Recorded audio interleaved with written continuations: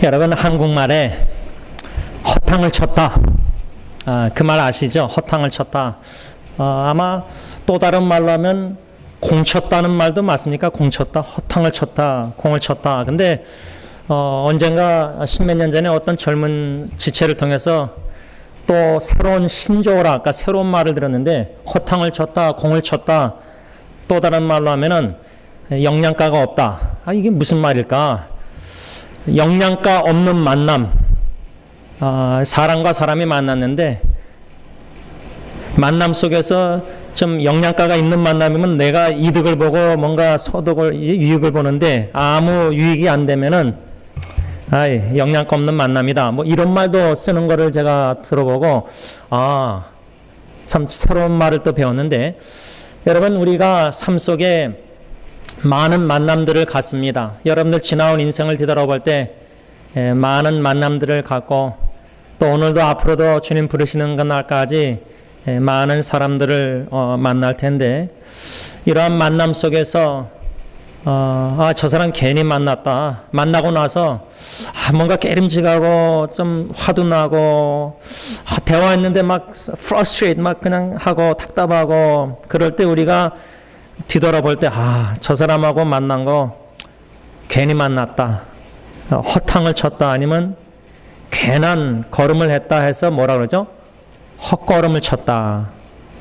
그 한 예로 만일에 여러분들이 지난주에 뭐 가족 식구들이 뭐 만나서 만일에 극장을 가서 영화를 보려고 계획을 세웠는데, 어저께 토요일 날 새로운 영화를 보러 가족 식구가 다 차 타고 갔는데 헛걸음을 친 거예요. 왜? 지갑을 안 가져간 거예요. 지갑. 건망증이 심해서 지갑을 안 가져가서 돈을 못 내니까 티켓을 못 사서. 근데 그 예화는 좀 설득력이 없어서, 왜냐면 다 지갑들 가져가니까 뭐. 근데 갔는데 새로 나온 영화니까 이미 다 매매, 다 예약이 돼서 티켓이 없는 거예요. 그런 거 경험하셨으면은 그 한 예를 들 때 아이고 내가 헛걸음을 쳤구나, 헛걸음을 쳤다, 허탕을 쳤다.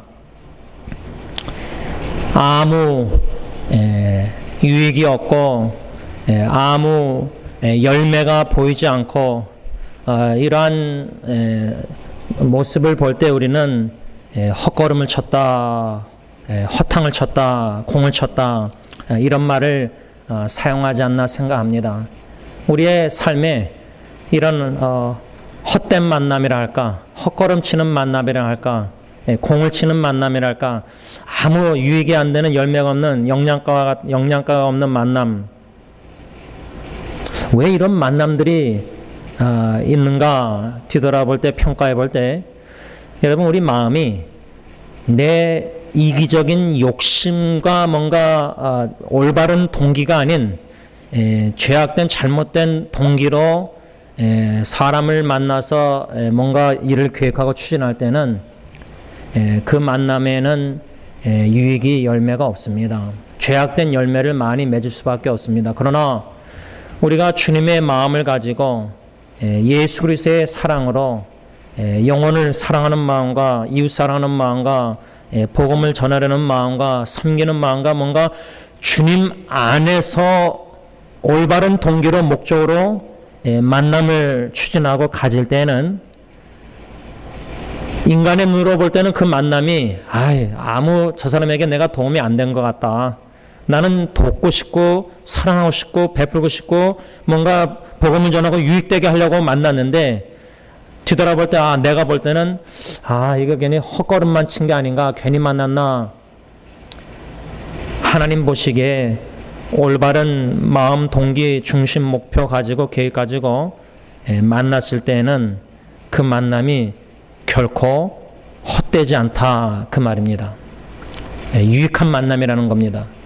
열매가 반드시 하나님이 하나님의 때에 맺게 하신다는 겁니다. 그 순간에는 열매가 없어 보이고, 여러분, 땅 파서 씨앗을 심으면은 거름과 물을 주고 햇빛을 쬐고 공들일 때 그 씨앗이 땅 밑으로 뿌리를 펼쳐가는 거는 우리가 우리가 볼 수가 없습니다.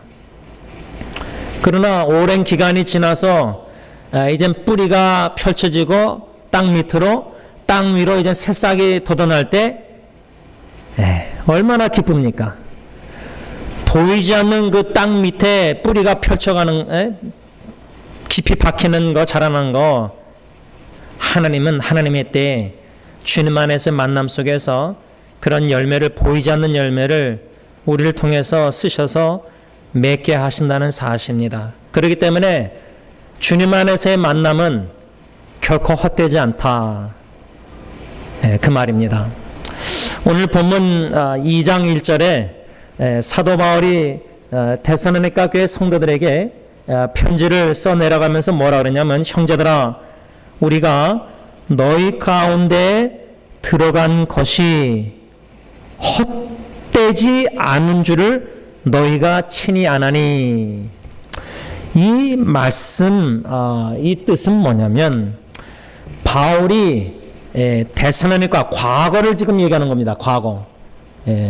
전에 하나님께서 바울을 또 그의 동역자를 인도하셔서 어떻게 데살로니가 지역까지 가서 너희들에게 복음을 전했는데, 그 당시를 되새기면서 추억하면서 편지를 지금 써내려가는 바울은 그 데살로니가 교회 수신자들에게 뭐라 하냐면, 그 전에 내가 동역자와 함께 가서 복음을 전했을 때, 그 방문했을 때, 데살로니가 지역을 방문했을 때, 너희들을 방문했을 때, 그래서 너희들에게 복음을 전했을 때 우리의 방문이, 우리의 만남이 헛되지 않았다. 너희들도 친히 잘 아는 거다. 그거를 상기시켜 주는 겁니다. 그런 편지 내용입니다. 이 편지 내용을 저는 묵상하면서 어떻게 사도 바울이 그의 동역자와 함께 데살로니가 지역까지 가게 되었는가. 다시 말하면 그 만남, 바울과 데살로니가 교회 성도들과의 첫 만남, 결코 우연이 아니라는 말입니다. 우리가 자주 사용하는 말이 it was accident, 우연히 만났습니다. 우연히 된 일입니다.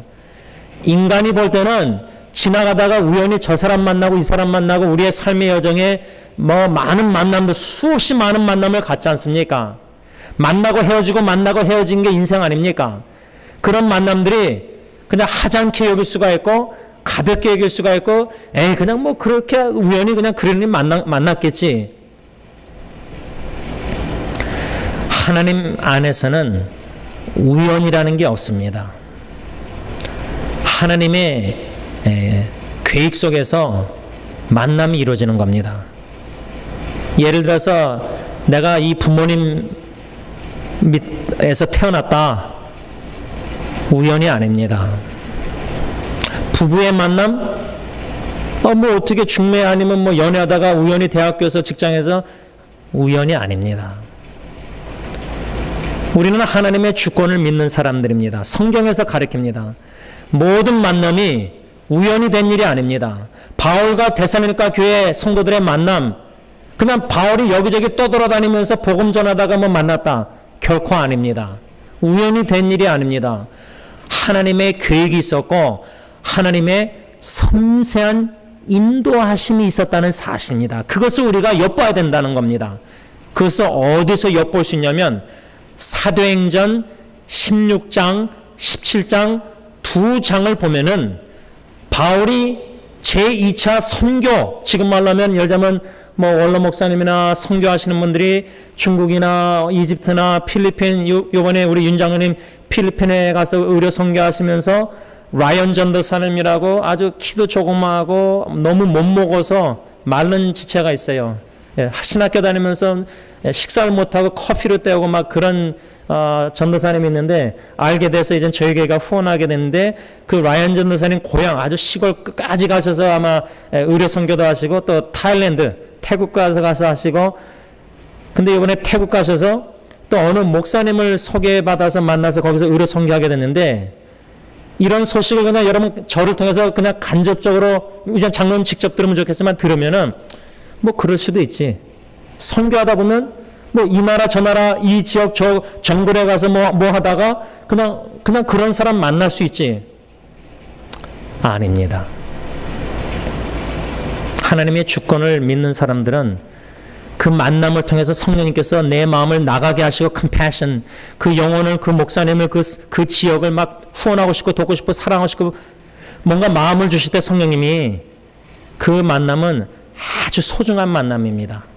그 만남을 통해서 앞으로 10년, 20년 우리가 죽고 나서도 100년 후에 어떤 씨앗이 뿌리가 심겨져서 열매를 맺게 했을지 그거는 하나님만이 아시고 우리는 그 하나님의 선하신 뜻 안에 있다는 걸 믿기 때문에 우리의 선교 사역, 교회가 공동체로 후원하는 선교지, 선교사님들 이 만남들이 결코 그냥 우연히 그냥 이렇게 뭐 누가 소개해서 이게 아닙니다. 바울이 어떻게 데살로니가 교회까지 가게 되었는가? 바울이 거기 가고 싶어서 간 게 아니었습니다. 첫째는 바울은요 항상 그 마음이 사명감의 이끌림을 받았습니다. 목적의식이 투철했습니다.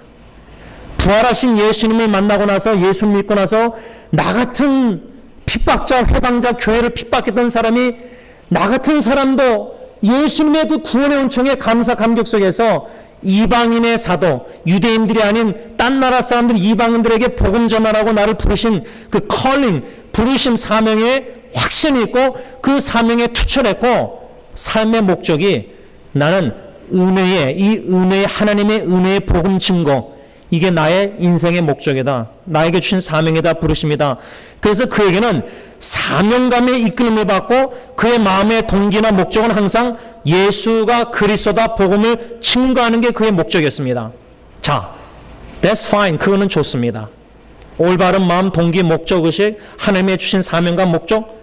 우리도 이웃 사람들 목적이 뭐예요? 내가 저 사람에게 무슨 유익을 얻으려고 저 사람을 사귀고 저 사람에게 다가가고 그런 건 다 세상적인 죄악된 거고 우리는 복음을 전하려고 힘들고 소외되고 어려운 사람을 기도하고 사랑을 베풀려고 주님의 마음으로 섬기려고 이타적으로 그런 올바른 동기, 마음, 목적의식을 가지고 직장생활, 가정생활, 사회생활, 인간관계 모든 만남을 올바른 목적, 복음, 예수 전한 사랑 좋습니다. 거기까지는 좋습니다. 아주 중요합니다. 그 동기가 목적이 순수하고 하나님 보시기에 올바라야 됩니다. 그런데 바울이 그런 목적을 가지고 복음을 전하려고 했을 때 내가 이번에 선교 여행을 떠나는데 데살로니가를 좀 가봐야 되겠다. 이래서 간 게 아닙니다. 그의 계획이 그게 아니었습니다. 사도행전 10장 보면 그의 계획은 소아시아로 다른 지역으로 복음을 전하려고 그 문을 두들리고 그 글로 가려고 노력을 했는데 성령님이 막았다. 예수님의 영, 성령님이 막았다. 여러분 우리의 인생에 계획을 세우고 전에 박승 장로님 오셔가지고 그분이 자기의 남은 인생 70대까지 계획을 세우고 여러분 우리 계획을 세워야 됩니다. 잠언에도 보면 우리가 책임은 인생의 계획을 세워야 됩니다. 은퇴 후에 남은 90살, 100살까지 어떻게 하나님의 영광에서 내게 주어진 현실 상황 속에서 건강이나 모든 면에서 어떻게 주님 앞에 쓰임받을까 계획을 잘 세우고 준비해 나가야 됩니다. 그런데 계획을 이루시는 분은 하나님이십니다. 계획을 세워서 전도를 선교를 하려고 바울이 소아시아로 가려고 했는데 하나님이 자꾸만 성령님이 막으시는 거예요. 우리 이런 거 경험하지 않았습니까? 우리 인생 뒤돌아볼 때 주님을 위해서 하나님 주님을 위해 살겠다고 목표 복음전도 다 올바른 목적으로 계획을 세웠는데 이 사업도 이 모든 가정사역도 주님의 영광 위해서 목표를 세우고 계획을 세우고 추진하는데 막 계획대로 안 되는 거예요. 추진이 안 되고 막 막히는 거예요. 근데 막힐 때 앞으로 달려갈 때 앞만 막히면 되는데 옆문으로 옆쪽으로 가려는데도 다 막히고 후퇴하려고 하는데도 동서남북 다 막혀버려요. 그런 경험 다 겪어보셨죠? 동서남북 문제 해결점이 안 보여요. 하나님, 그러면 우리가 참 하나님께, 하나님, 제가 하나님 위해서 살겠다고 헌신하고 복음을 전하고 이웃을 사랑하고 주님의 뜻대로 제가 열심히 선한 일을 하면서 살려고 했는데 왜 이렇게 길을 자꾸만 막으십니까? 낙심하고 원망스럽고 하나님 앞에 충분히 불평 컴플레인 기도 드릴 수 있습니다. 너무 답답하니까. 계획대로 너무 일들이 안 되니까. 왜 막으십니까? 그럴 때 우리가 주로 위로할 때 무슨 말하죠? 형제자매들에게 하나님이 당신의 그 계획 막으셨을 때는 문이 닫혀 있지만 다른 문을 하나님 열어주실 겁니다. 한번 그렇게 기도해 보시기 바랍니다. 우리가 자녀들 상담할 때 뭐라 합니까? 지난주에 우리 토요일날 예리가 이제 SAT 시험을 봤는데 그 전날 목요일날 금요일날도 식사했지만 목요일날 제가 이제 아이를 픽업해 오면서 시험 보는 것도 중요하고 점수 GPA 다 중요하지만 또 어느 대학 그런 것도 중요하겠지만 무엇이 되고 싶으냐? 하나님이 너에게 주신 달란트가 은사가 있고 네가 좋아하고 즐거워하고 달란트 그러니까 예리는 우리 아이들을 좋아해요. 아이들을 사랑하고 근데 아이들 한 명 한 명 이렇게 소수의 아이들은 이렇게 보는데 선생님이 돼서 많은 아이들을 가르친다? 이건 한 번도 안 해봤으니까.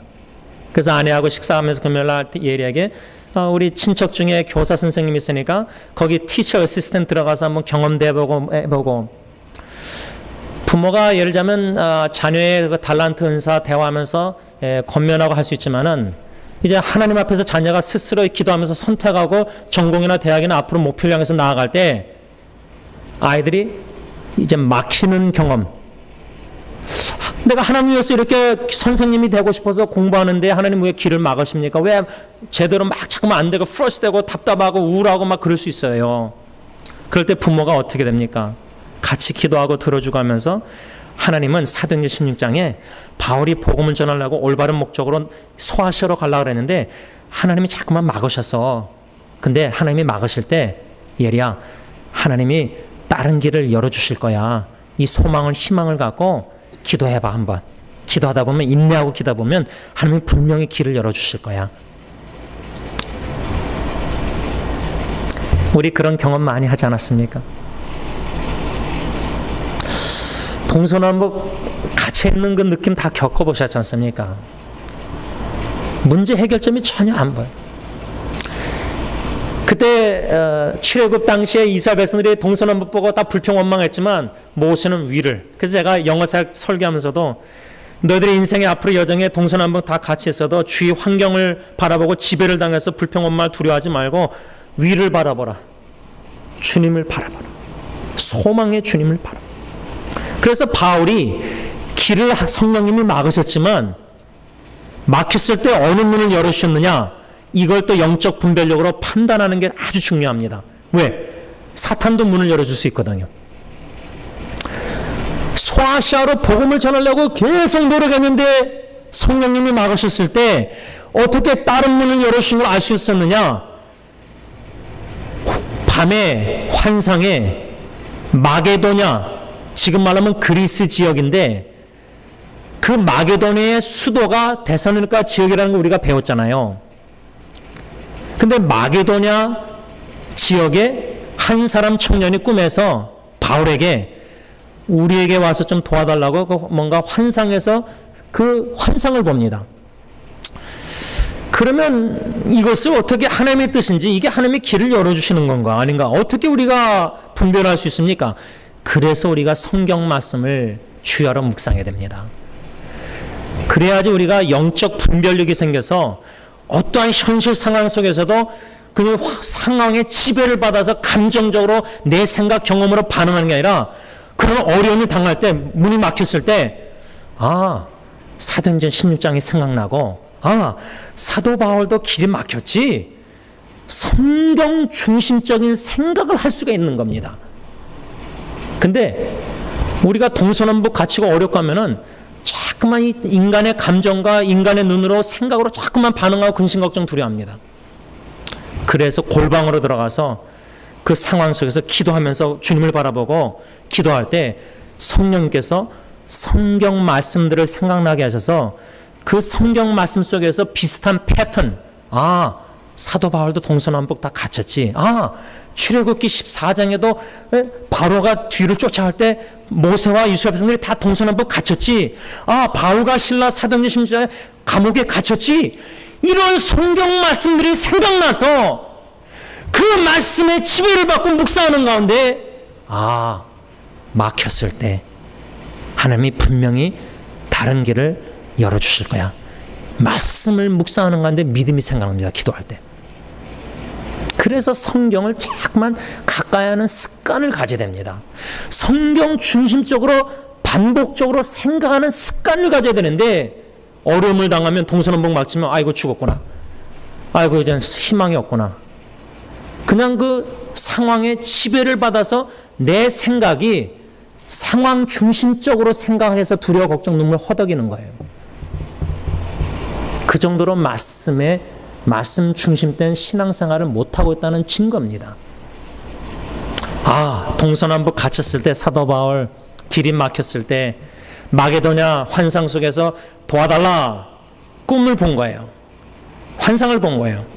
근데 그때의 사도 바울이 어떻게 했냐면 동역자와 함께 기도를 하고 같이 의논하고 제 생각에는 의논한 다음에 성경에 뭐라냐면 인정했다라는 단어가 나요. 인정.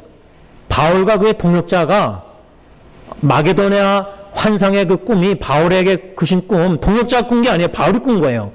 그러면 바울이 의논했을 거 아니에요. 동역자들하고. 그때 우리가 이게 하나님의 인도하심이다. 마게도냐로 가라는 게 문 열어주신 게 하나님의 뜻이다. 이것을 인정했다라는 단어가 나요. 인정. 자, 인정하다. 이 단어가 왜 중요하느냐.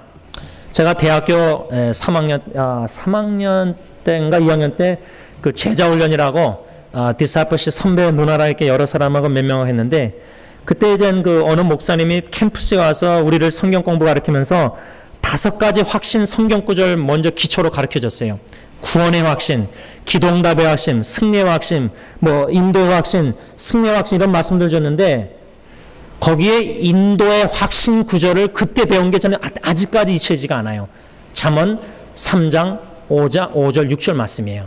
그게 이제 인도 확신의 구절인데 너는 마음을 다하여 여호와를 신뢰하고 내 명철을 의지하지 말라. 너는 범사에 그를 인정하라. 그 단어거나 인정하라.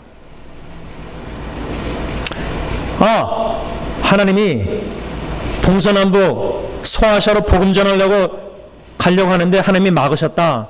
그러면 우리가 왜 불평불만하냐면 하나님 제가 복음 전도, 이웃사랑, 내 가족 전도, 내 자녀를 사랑해서 최선을 다하는데 왜 막으십니까? 왜 어려움을 당하게 하십니까? 상황에 지배를 받으면 그 상황을 자꾸만 초점 맞추면 불만족, 불평, 원망 하나님께 기도합니다. 그런데 하나님이 막으시는구나. 우리 자녀들 막 길 열어주려고 기도하고 막 권면하는데 하나님이 자꾸만 내 자녀를 막으시는 느낌. 최선을 다하는데도 길이 안 열려요. 그러면 어느 시간이 지나서 이제 포기하는 가운데 뭐죠? 인정을 하게 돼요. 하나님이 길을 막으시는가 보다. 인정할 때에 그때 이제 하나님이 열어주십니다. 그 말은 뭐냐면 인정하기까지가 참 힘듭니다. 왜? 부인합니다. 우리는. 이거 믿겨지지 않는 거. 왜 내 자녀에게? 왜 내가 복음을 하나님 위해서 선교 전도하는데 왜 자꾸만 막으시냐고 자꾸 우리는 부인하는 게 우리의 본능입니다. 인정하는 데까지가 힘들어요. 그래서 여러분 암 선고를 받았을 때 그 단계가 있다고 합니다. 처음에는 의사가 당신 암 걸렸습니다. 몇 기입니까? 말기입니다. 몇 개월 남았습니다. 6개월 남았습니다. 인정이 안 됩니다. 현실을 부인하게 됩니다. 내가 암일 리가 없어. 내 자녀가 그럴 리가 없어.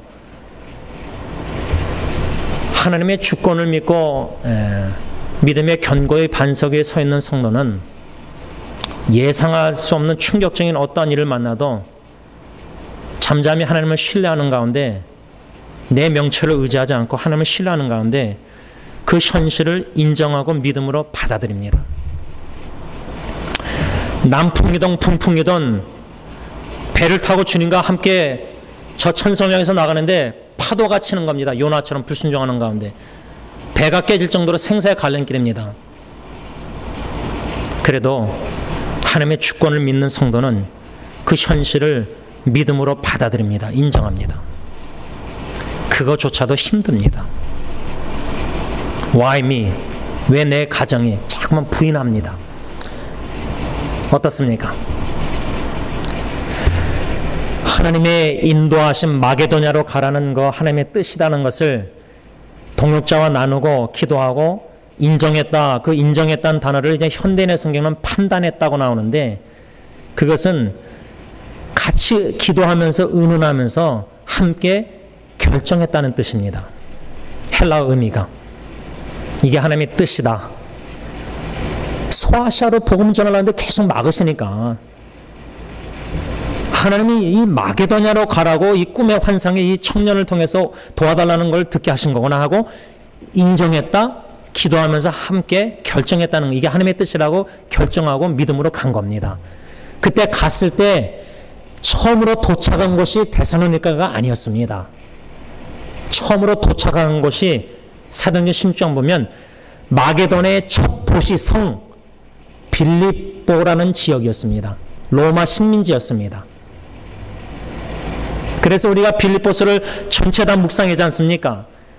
빌립보로 먼저 인도한 겁니다. 마게도냐, 지금 말하면 캘리포니아가 마게도냐라고 생각하고 처음 도착한 것이 로스앤젤레스 LA입니다.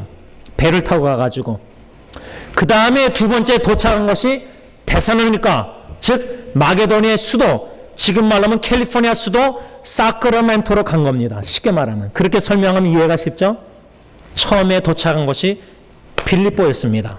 그러면 바울과 그의 동역자 입장에서 아니 우리가 소아시아로 그렇게 가려고 했는데 길을 막으시고 아니 환상의 이 청년 만나게 하셔서 마게도냐로 가라는 게 하나님의 뜻이라고 믿고 인정하고 결정하고 판단하고 우리가 왔는데 처음 도착한 곳이 빌립보인데 바울과 동역자가 처음에 빌립보로 가서 기도하는 곳으로 기도처, 지금 말하면 기도하는 장소를 찾은 거예요. 주로 바울의 전도, 그 선교의 그 패턴을 보면은 선교지에 가면은 우리가 선교지 가면 어떡하죠? 교회를 찾습니다. 여러분들 여행 떠날 때 승리교회 줄람 못 왔을 때 딴 데 여행 떠날 때 그 지역에 PCA 장로교회나 어느 교회를 바른 교리 찾아서 가지 않습니까? 바울의 습관은 관례는 회당입니다. 회당에 들어가서 복음을 전하는 겁니다. 근데 빌립보는 회당이 없었던 것 같아요. 유다 회당이 있으려면은 적어도 남자 유대인이 10명이 있어야 된다고 합니다. 그만큼 빌립보라는 지역은 남자 유대인 10명이 없을 정도라면은 주로 여자들이 많았습니다. 그래서 우리가 빌립보서 묵상하다가 뭘 배웠죠? 4장에 순디게와 유오디가 여인이 다투는 장면이 나오잖아요. 제가 알기로는 그 고옥하는 목사님이 강남에서 그 사랑의 교회 개척하셨을 때 주로 여성도들 중심으로 많이 한 걸로 성경 공부 시작한 걸로 아는데 빌립보에 회당이 없으니까 기도하는 장소를 찾으러 가는데 누굴 만나죠? 루디아라는 여인을 만납니다. 그게 우연이었을까요? 회당이 없어서 기도하는 장소를 찾는데 지나가다가 기도처를 찾다가 루디아를 만난 게 우연일까요? 절대 우연이 아닙니다. 왜? 그걸 어떻게 할 수 있죠? 성경의 사도행전 10장 어떻게 나오죠? 하나님이 루디아의 마음을 열어줘서 그 순간 그 당시에 바울의 전하는 말씀을 받아들이게 해서 루디아가 예수 믿고 그 온 가정이 세례받아 예수 믿고. 그게 우연입니까? 무슨 말이냐면요. 하나님의 계획 속에서 길을 막으시고 길을 여실 때에 빌립보, 데살로니가 먼저 곧장 가게 안 하시고 빌립보로 먼저 가게 하신 이유가 뭘까? 루디아 한 영혼 그 가정을 하나님은 준비해 놓으신 겁니다. 마음을 부드럽게 여셔서 바울을 통해서 예수 믿게. 그러니까 우리의 만남이 저 사람을 저렇게 전도하고 저렇게 다가가서 사랑하려고 그러는데 거긴 막으시고 딴 사람 통해서 예수 믿게 하시고 오히려 나는 딴 사람 전혀 예상 밖의 사람에게 다가가서 복음 전하게 하시고 섬기게 하세요. 영적 분별력을 가지고 영적 민감함을 가지고 성령의 인도하심에 순종해야 된다는 말입니다. 복음전도, 선교, 이웃사랑도. 그래서 제가 언젠가 우리 김창만 목사님에게 제가 Spirit Driven Mission, 성령의 이끌림을 받는 선교. 선교는 성령님이 하시는 겁니다. 전도도 성령님이 하시는 겁니다. 이웃사랑도 성령님이 내 안에 사랑의 열매 맺게 해서 만나게 해서 사랑하게 하시고 다 성령님이 하시는 겁니다. 내 혈기로, 내 명체로, 내 경험으로, 내 지식으로, 내 계획대로, 물론 계획 세우지만 내 계획보다 중요한 것은 하나님의 성령의 계획입니다. 하나님의 계획에 성령님이 인도하십니다. 바울을 마게도냐로 인도하시고 빌립보로 인도하시고 루디아로 인도하시고 루디아 그 온 가정에 다 예수 믿습니다. 그 다음에 빌립보에서 두 번째 일어난 사건이 사도행전 16장 뭐죠? 귀신 들린 여자가 계속 쫓아다니니까 바울이 뒤돌아서서 예수의 이름으로 그 귀신을 쫓아냅니다. 그 당시에 그 귀신 들린 여종은 주인들이 있었고 그 주인들이 그 귀신 들린 여종을 통해서 돈을 벌었습니다. 그 당시는 뭐 철학자들도 돈 벌고자 강의를 하고, 그래서 데살로니가 지역에도 바울처럼 그렇게 복음 안전하고 돈을 벌고자 전도한 사람들이 있었던 거예요. 전한 거, 가르침, 철학자들도. 그러니까 이 귀신 들린 여종도 하나의 도구였어요. 그 주인들이 돈을 벌었어요. 근데 귀신이 바울이 예수 이름으로 쫓아냈으니까 더 이상 이제 지금 말하면 뭐 미래를 포춘 텔링 못한다면은 소용이 없잖아요. 돈을 못 벌잖아요. 그래서 이 주인들이 바울과 동역자가 로마 커스텀에 따른 다른 복음을 전한다고 해서 감옥에 집어넣습니다. 근데 감옥에 갇혔는데 억울하게 복음 전하다가 갇힌 거 아니에요? 막힌 거 아닙니까? 이젠 동서남북 막힌 거 아닙니까? 소아시아로 가는 게 막힌 게 아니라 이거는 이제 감옥에 막 갇혀서 위기를 접한 겁니다. 복음 전하다가. 근데 감옥에서 기도하고, 그거는 이해해요. 기도해야죠. 어려우니까. 문제 해결점이 안 보이니까. 근데 찬미하더라. 여러분 지금 접한 상황에서 동서남북 갇혀서 문제 해결점이 안 보이는데 찬양이 나오십니까? 마음으로 찬양이 나오십니까? 하나님을 신뢰하고 구원의 확신을 가진 자만이 믿음으로 찬양합니다. 감사도 믿음으로 하는 겁니다. 상황이 변해서가 아니라. 그랬을 때 지진 같은 게 일어나고 풀리고 간수가 자결하려고 합니다. 왜? 로마법에 죄수를 못 지키면은 형벌을 받으니까 자결하려고 합니다. 그때 멈추게 합니다. 바울이. 내가 어떻게 구원을 받았습니까? 주 예수를 믿으라. 그러면 너와 내 집이 구원 얻으리라. 그래서 간수와 그 가정에 다 예수 믿고 세례받습니다. 우연입니까? 마게도냐로 인도함을 받아서 결정하고 판단하고 갔는데 첫 도시 빌립보에 가서 기도하러 가다가 루디아 만나고 귀신 들린 여종 만나고 기도하는 가운데 만남을 갖는 겁니다. 그래서 기도가 중요한 겁니다. 기도할 때 하나님이 인도하십니다. 만남을 주십니다. 그 만남이 결코 헛된 만남이 아니라는 말입니다. 다시 말하면 하나님이 꼭 열매를 맺게 하신다는 겁니다.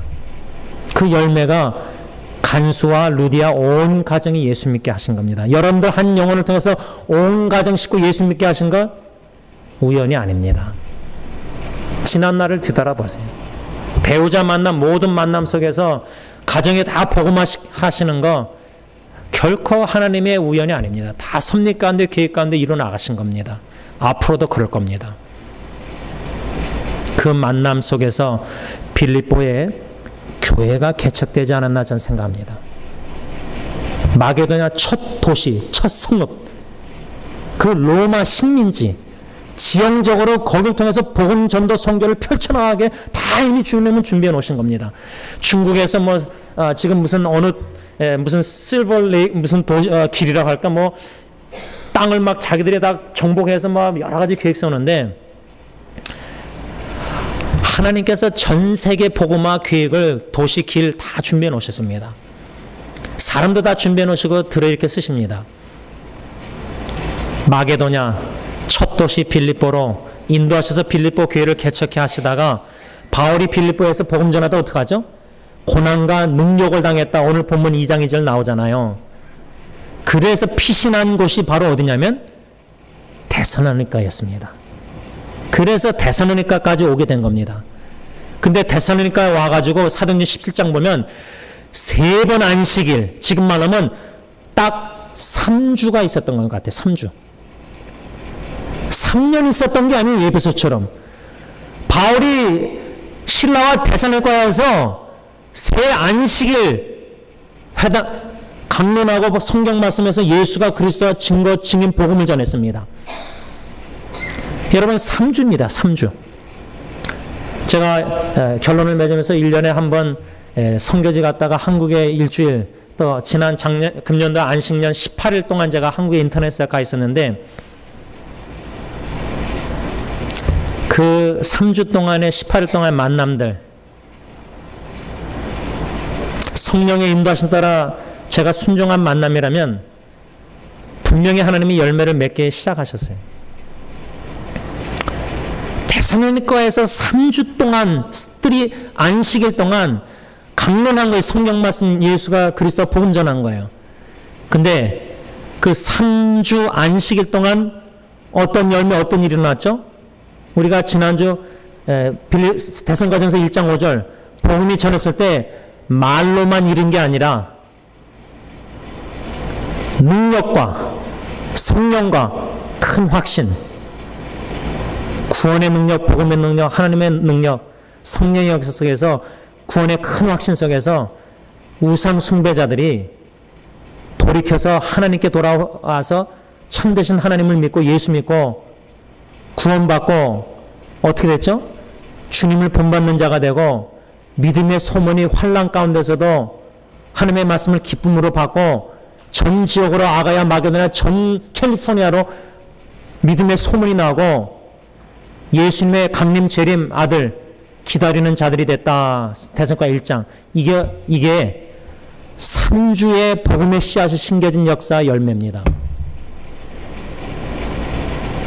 그러면 중환자실에서 호스피스에서 위기와 역경, 고통당하는 지체들 만남 1시간 아니면 10분 방문, 너무나 오래 있을 수 없잖아요. 힘든 분들.